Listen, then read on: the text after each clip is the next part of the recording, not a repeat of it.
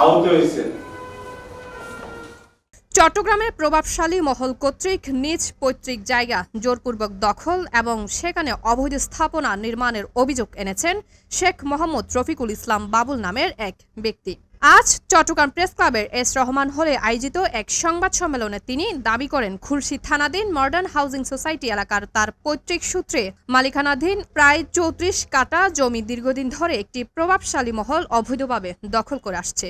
ওই জমির দীর্ঘ আইনি প্রক্রিয়া ও বৈধ দলিলের মাধ্যমে তার নামে খতিয়ানভুক্ত করা আছে। তিনি আরও অভিযোগ করেন প্রাক্তন মেয়র আজমন নাসির উদ্দিন, সাবেক সংসদ সদস্য মহিউদ্দিন বাচ্চু সহ কয়েকজন স্থানীয় প্রভাবশালীর আশ্রয়ে একদল ভূমিদস্যু জবরদখল করে সেখানে স্থাপনা নির্মাণ করছে। সত্যকে মিথ্যা বানাচ্ছে, মিথ্যাকে সত্য বানাচ্ছে।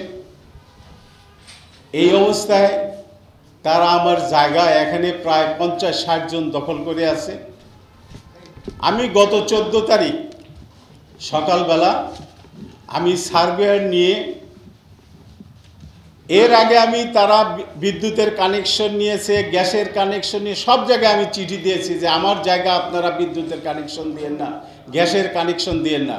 এছাড়াও তিনি আরও বলেন গত ১৪ জুলাই জমির ডিজিটাল পরিমাপ করতে গেলে অস্ত্রধারী বহিরাগতরা অতর্কিত হামলা চালায়, সার্ভের যন্ত্রপাতি আটকে রাখে এবং তাকে ও তার লোকজনকে প্রাণনাশের হুমকি দিয়ে অবরুদ্ধ করে রাখে। পরবর্তীতে খুলশী থানা পুলিশের হস্তক্ষেপে তারা রক্ষা পান। এই যে দেখলেন আমি গেছি, আমার কতটুকু জায়গা খালি আছে আর কতটুকু বেদখলে আছে মাপতে গেছি, মাপতে পর্যন্ত দেয়নি, আমাকে অনেক যাইতে দেয়। আমার সার্ভেয়ারদেরকে মেরে মেশিন আটকায় রাখছে। তো সেখানে আমি পুলিশের শরণাপন্ন আমি হয়েছি, আমি ডেকে নিয়ে পুলিশ ডেকে নিয়ে আমি ওখান থেকে সেফ সাইডে বেরিয়ে আসছি।